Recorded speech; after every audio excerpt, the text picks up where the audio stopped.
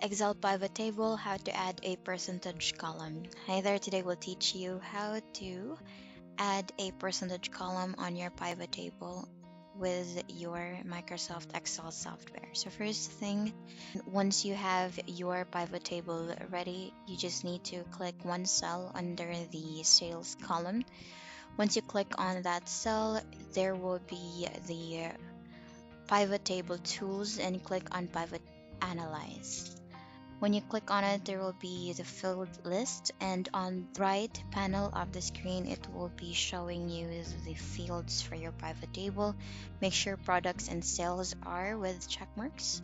And after that, you just need to drag sales under values table. Once you have that dragged under values, you just need to right click these sum of sales, and then under summarize value by, you just leave it as is, that will be still sum.